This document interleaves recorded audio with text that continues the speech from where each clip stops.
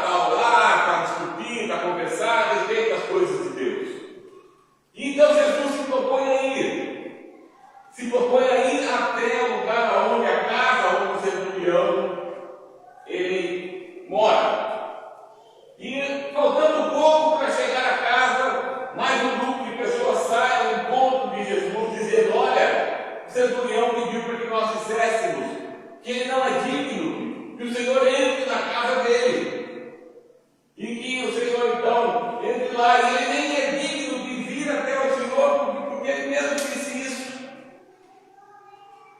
Basta que tu digas uma palavra e o seu servo será curado.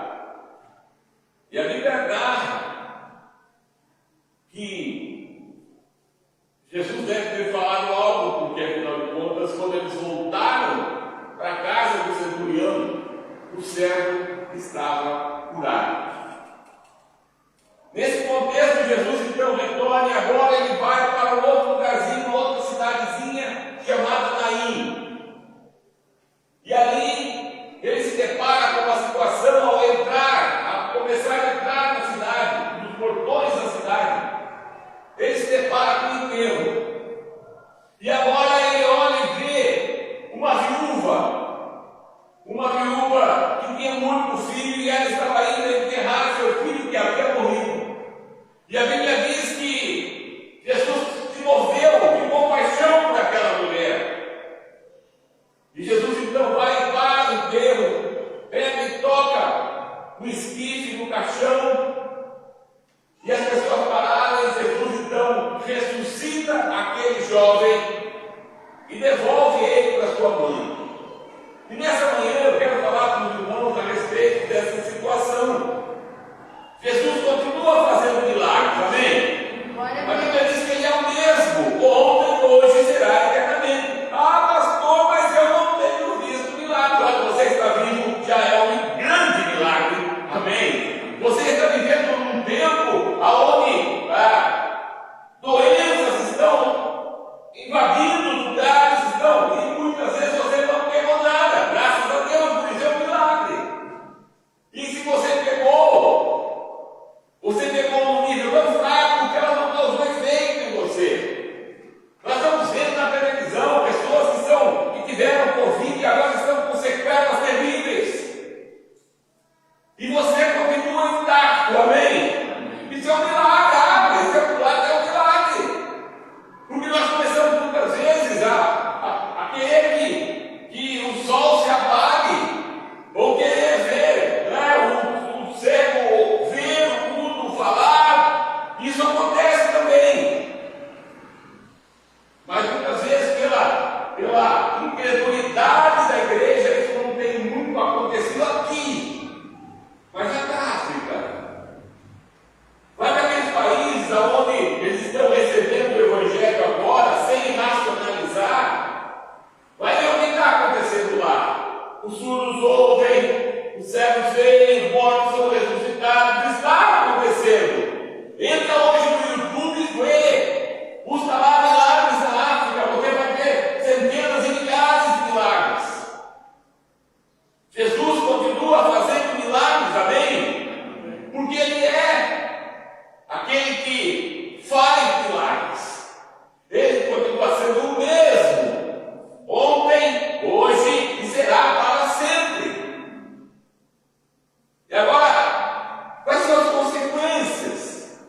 Por que é que Jesus faz milagres? Quando eu comecei a ler esse texto, falando, Senhor, me dá uma palavra da igreja, uma palavra que venha trazer uma motivação para a igreja, que venha trazer fé para a igreja, que venha levar a igreja a perceber coisas que muitas vezes nós nos esquecemos porque elas acabam não acontecendo. Nós não vemos mais com frequência. Isso tem feito com que a nossa fé se esfrie. Nós começamos a ser céticos em relação a milagres. E quanto mais céticos, quanto menos nós cremos, isso é ceticismo. Quanto menos nós acreditamos que Jesus faz milagres, menos milagres veremos. Porque a Bíblia diz que nós precisamos, que aquele que se aproxima de Deus precisa crer que Ele existe e que é galardoador daqueles que o buscam. Mas quando nós não começamos a ver, nós tendemos a não nos aproximar e automaticamente nós tendemos a não ter mais. E a igreja ficou tão gelada, e a igreja ficou tão fria, que nós tivemos que substituir. Isso tem acontecido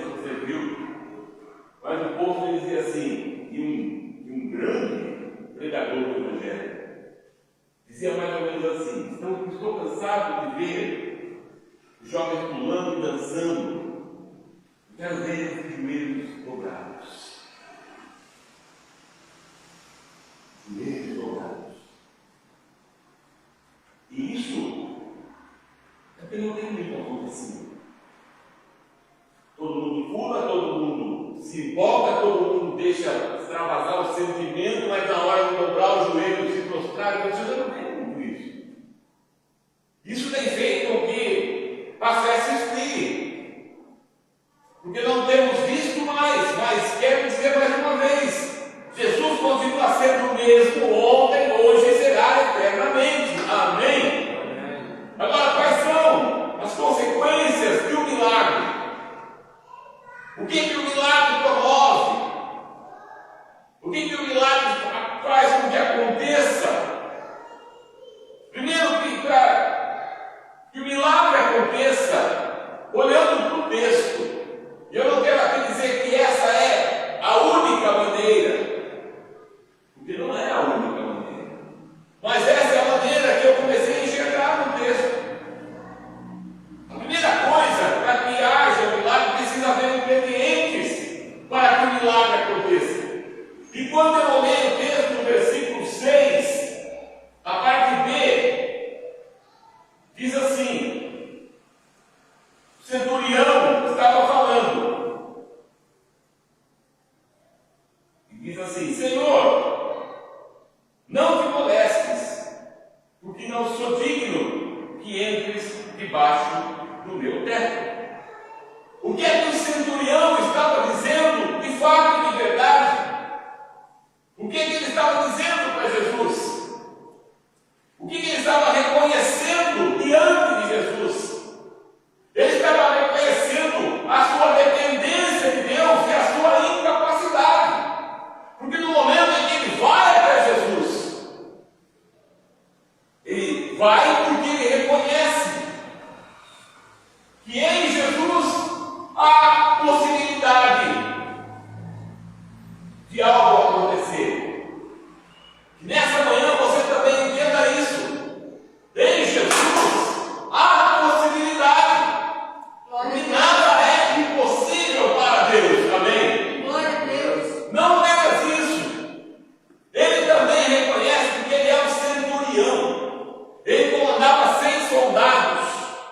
Ele era alguém que estava numa posição que ele próprio disse: eu mando, ele vai.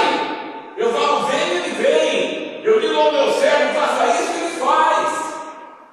Se nós fôssemos olhar para hoje, trazer uma linguagem mais moderna, nós diríamos assim: ele é o chefe. Ele é aquele que manda, ele é aquele que pode.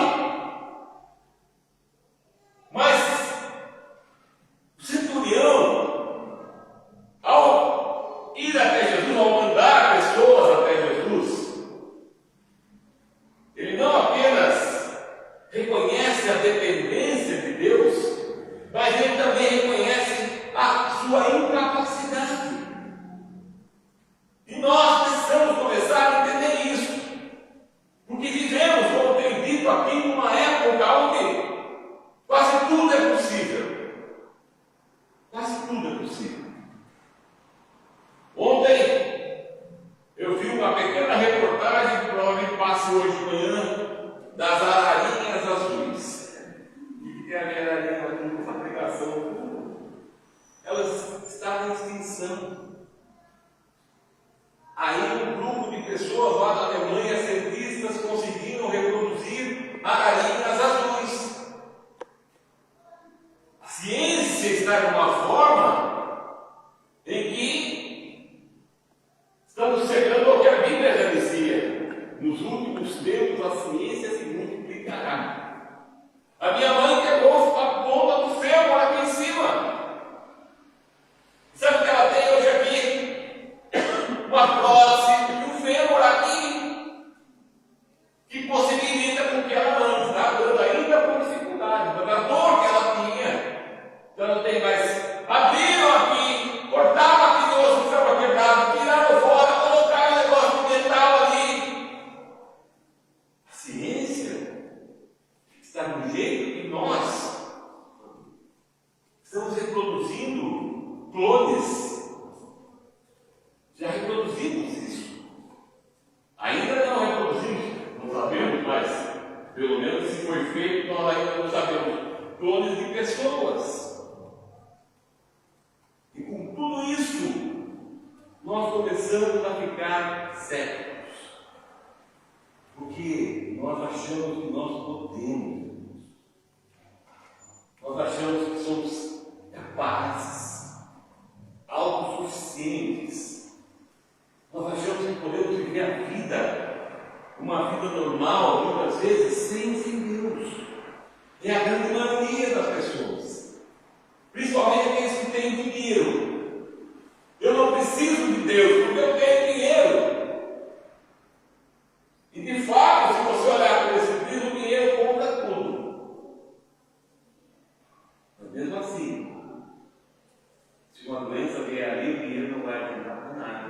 Claro que, dependendo da doença, ele pode usar o dinheiro e pode se tratar melhor, mas muitas vezes ele vai morrer mesmo cheio de dinheiro. Mas nós achamos que nós somos capazes de fazer. Jesus falou uma frase que eu guardo sempre comigo. Ele disse assim: sem mim, vocês não podem fazer nada. E nessa manhã eu quero que você saia daqui com essa consciência. Porque aquele centurião, mesmo sendo uma pessoa respeitada, com poder, capaz de muita coisa, ele reconhece em primeiro lugar que ele depende de Deus. Tanto é que manda alguém ir falar com Jesus. E ele também, nesse contexto, está reconhecendo a sua incapacidade. E é exatamente isso que nós precisamos entender nesses dias. Porque tentamos a todo custo resolver os nossos problemas. Tentamos a todo custo achar a solução para os nossos problemas. E o que nós estamos precisando é, primeiro, reconhecer que Deus pode fazer. Ter dependência de Deus e dizer: eu não consigo, Senhor, eu não consigo. E aí começa o processo na sua e na minha vida, o processo para que o milagre comece a acontecer. A segunda coisa, o segundo ingrediente, está no versículo 7. Presta muita atenção. O centurião continua dizendo: pelo qual nem sequer me considerei digno de ir aqui. Mas, presta atenção, mas disse a palavra e seja curado o meu criado. Segunda coisa, o segundo ingrediente é o reconhecimento da autoridade de Jesus. Jesus tem a autoridade, ele mesmo disse: eis que me foi dada a autoridade nos céus e na terra, toda a autoridade me foi dada. Jesus, ele tem a autoridade sobre todas as coisas, sobre tudo que possa acontecer e que necessite acontecer. Ele tem a autoridade, amém? Ele tem tanta autoridade que ele delega essa autoridade a nós, amém? E não falta nada para ele, porque toda a autoridade o Pai lhe deu, cara. Ele tem essa autoridade. Então começa o milagre, ele começa quando Deus olha para nós e vê a nossa dependência dele e o nosso reconhecimento de que não somos capazes e que nós então declaramos que ele tem essa autoridade. Aí começa o processo do milagre na vida de uma pessoa. Assim começou o processo da autoridade na vida desse servo, desse centurião. E agora vem as consequências desse milagre. E eu comecei a olhar o texto. E o versículo 13 fala assim: irmãos, ao vê-la, Jesus agora, depois que o servo do centurião foi curado, Jesus vai para Naim e vai entrar na cidade, mas ele se depara com a situação. E diz aqui o texto: ao vê-la, o Senhor foi movido a compaixão por ela e lhe disse: não chores. Deus faz milagre para demonstrar o seu amor e a sua compaixão por nós. Ele não precisaria fazer. É Deus. Mas Ele nos ama tanto. Ele tem tanta compaixão de nós, que Ele realiza o milagre da nossa vida para demonstrar esse amor. Que muitas vezes nós não conseguimos ver de outra forma. E Ele faz isso. O milagre de Deus tem como consequência, a primeira consequência, demonstrar o seu amor e a sua compaixão por nós.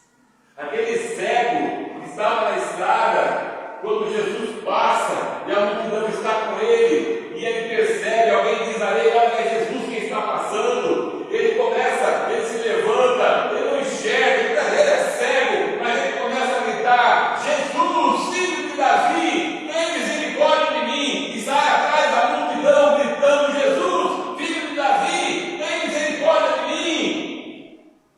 Jesus se move por compaixão, por amor, enquanto muitos tentam impedir esse homem de chegar a Jesus. Jesus o chama e Jesus faz um milagre na vida dele. Porque o que move o coração de Deus a nosso favor é o seu amor e a sua compaixão por nós. O milagre que Ele quer realizar na nossa vida é movido pelo seu amor e pela sua compaixão por nós. Amém? Glória a Deus. Segunda consequência de um milagre acontecer, o que acontece? Versículo 15. Olha lá. O morto se incorporou ou reviveu e começou a falar. E o entregou à sua mãe. Segunda consequência do milagre é a restituição do que pode estar perdido. Quem sabe você perdeu algumas coisas da vida e só um milagre para trazer de volta. Eu não estou dizendo só de coisa material. Eu estou dizendo, quem sabe você perdeu a motivação, quem sabe você perdeu a fé, ou está perdendo. Quem sabe algumas coisas da sua vida te magoaram tanto que você ficou de uma forma, e quem sabe você entrou na sua concha e agora está trancado numa concha porque alguma coisa aconteceu na sua vida que só um milagre pode trazer de volta. O psicólogo não vai trazer. E quem sabe você já experimentou isso. Quem sabe você até foi no psicólogo. E ele te ajudou um pouco, mas ainda continua lá. Sentimentos de tristeza, amargura, dor. Sentimentos de desânimo. Sentimentos que de certa maneira foram colocados ali. E que você sofre, porque só um milagre é capaz de resolver essa situação. Então, a consequência do milagre é por isso que nós precisamos de milagre. A consequência é trazer de volta, restituir aquilo que foi tirado. O que tinha sido tirado daquela viúva, filha, mãe de um único filho, foi a sua única esperança de sobrevivência. Porque a viúva daquela época ela era jogada de lado, ela não tinha valor nenhum. E o que mantinha aquela viúva, quem sabe, depois daquela situação, aquela viúva estaria numa situação ainda pior. Pior por quê? Porque ela não teria mais quem sustentá-la. A fonte de sustento daquela viúva era seu único filho. Mas ele morreu, né? E trazendo para hoje, quem sabe aquilo que você colocava expectativa em que era de fato o seu esteio, a sua fonte, morreu. E a única forma de restituir é através do milagre. Todos nós precisamos de milagres, todos nós. E quando não é material, quando não é físico, pode ser sentimental, pode ser coisas lá dentro, bem, Ele traz de volta aquela coisa que foi tirada. Ele traz de volta a sua paz, Ele traz de volta a sua alegria, Ele traz de volta a sua esperança, Ele traz de volta aquilo tudo que você tinha perdido, ou que muitas vezes está perdendo. Então você nessa manhã precisa de um milagre. Eu nessa manhã preciso de um milagre. Precisamos de milagres. Precisamos de milagres. Porque outra consequência de um milagre está no versículo 16, que diz assim: e um grande temor sobreveio a todos. Outra consequência do milagre é que ele faz com que as pessoas retornem a temer a Deus. Pessoas retornem a ter temor de Deus. Aquilo que era impossível acontecer, aconteceu. Quem fez? Jesus. Começa mais uma vez a temer, a ter temor de Deus, que é o que também está faltando na igreja. Por que está faltando na igreja? Porque os milagres desapareceram da igreja. E a consequência do milagre é o temor de Deus. Você imaginou você lá no Araújo agora, não mais agora aqui, perto do Lira, poucos estão ali, e de repente aquele que está no caixão ressuscita, se levanta na sua frente, você vai pôr no colo. Temor de Deus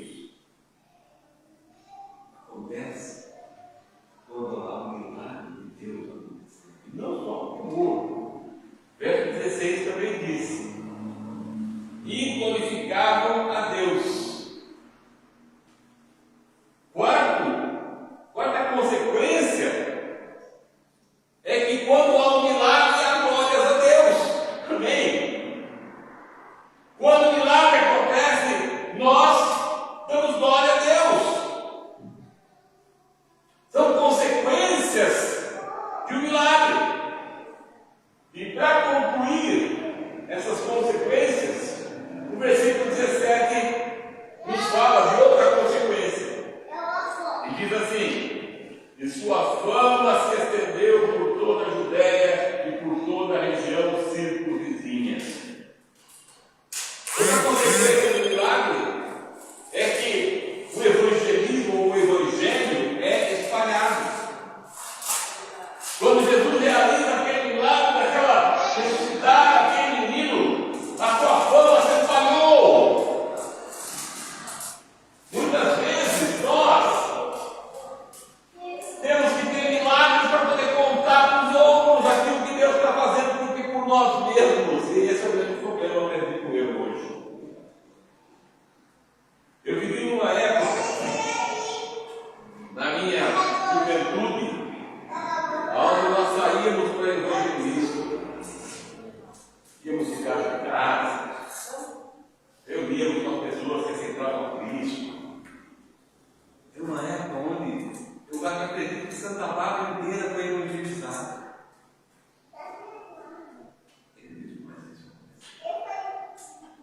Eu só vejo testemunhas de Jeová batendo de porta em porta, e agora tem uma lei que também vai proibir isso. Mas quando há um milagre, aquilo se espalha.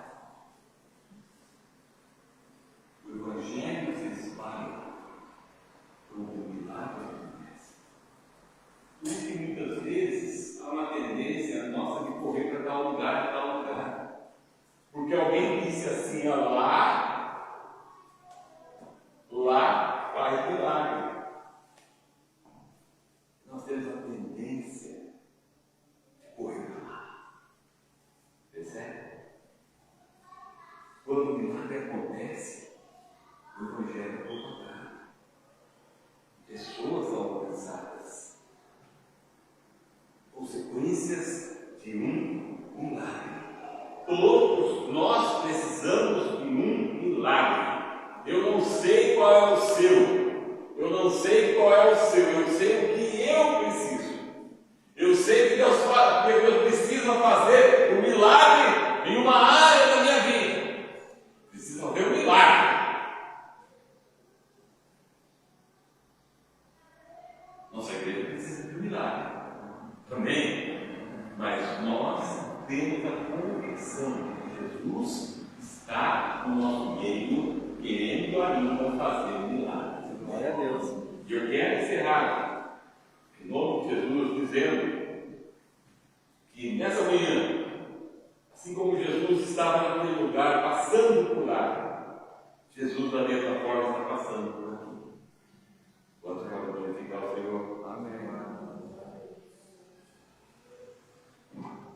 E da mesma forma que ele fez um milagre na vida do servo centurião e da viúva de Naim, ele deseja também fazer na minha e na sua vida.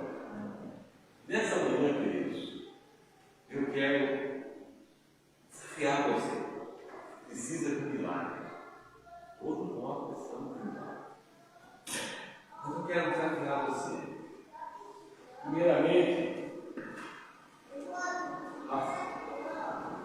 ter um ingrediente. O ingrediente é que o milagre aconteça. É reconhecer a dependência de Deus e a nossa incapacidade.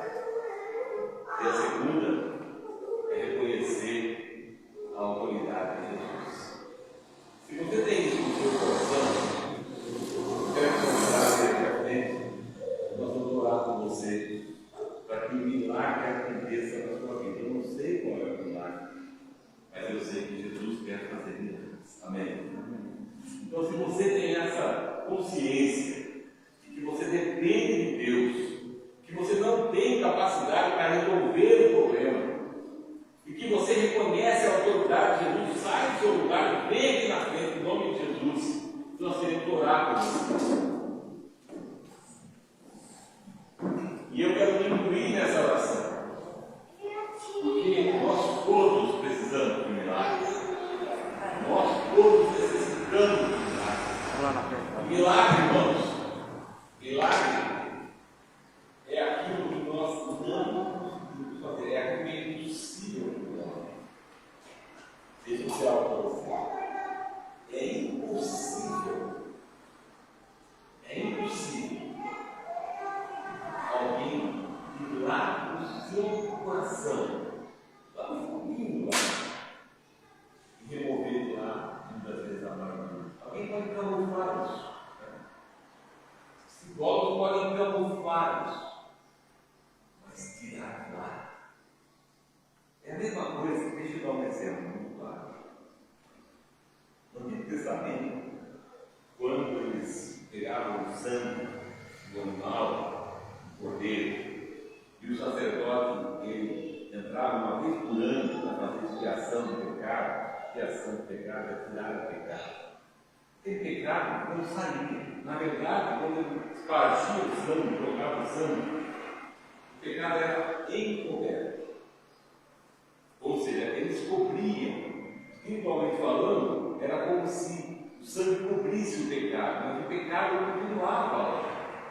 Porque sangue de animais, a Bíblia diz, não era capaz de tirar o pecado. Mas aos olhos de Deus, quando Deus olhava e via o sangue. Mas o pecado continuava lá. Mas quando Jesus vem, ele, sendo um sacrifício perfeito, ele não cobriu, ele removeu, ele tirou o pecado. Amém? Agora, quando Deus olha, obviamente, ele deu o sangue, porque o sangue é o item principal, mas o pecado é tirado da nossa vida. Amém? Então, nessa manhã, da mesma forma, eu quero que você feche seus olhos e nós vamos orar nessa manhã. Mas nós vamos orar, irmãos, e é isso que eu quero que você tenha agora. Reconhecimento da dependência de Deus. Deus está olhando o nosso coração. E reconhecimento da nossa incapacidade. Deus precisa achar esses itens na nossa vida.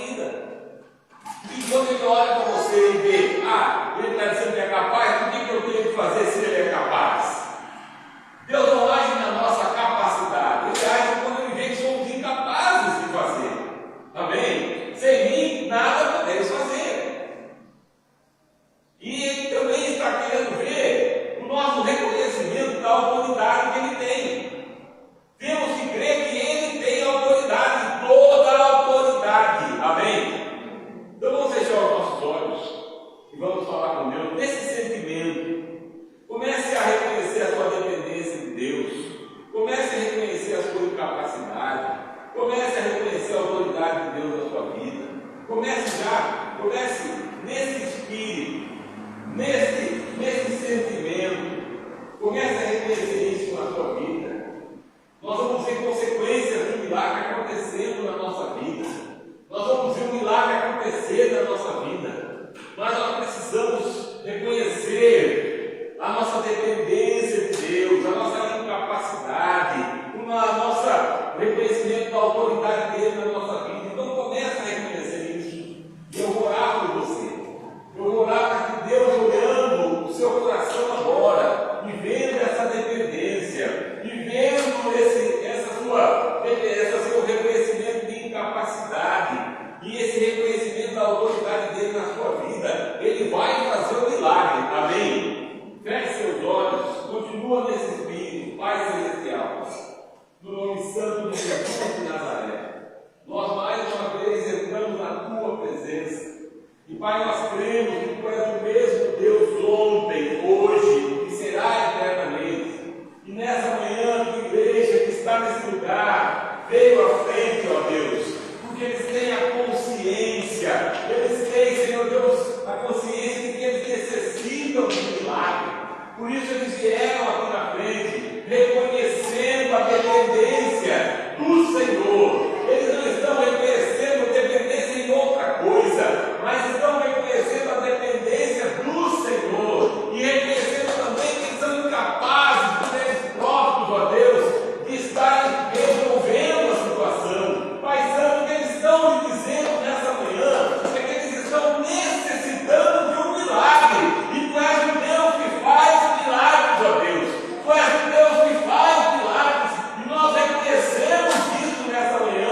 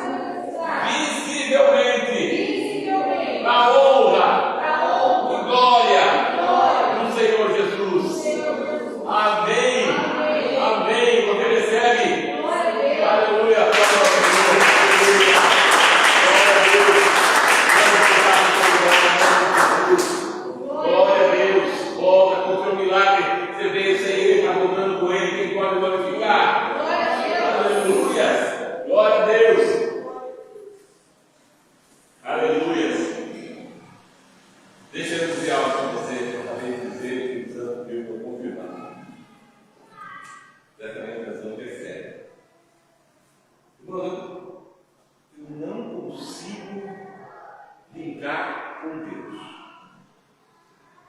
Não consigo. Coração. Tenho muitas falhas, mas eu tenho temor de Deus. Não consigo dizer algo que Deus não diz. Eu não consigo fazer algo que Deus não manda. Mas quando Ele fala para eu fazer, eu preciso. Eu tenho, porque é algo que pensa. Então, quando eu citei essa frase,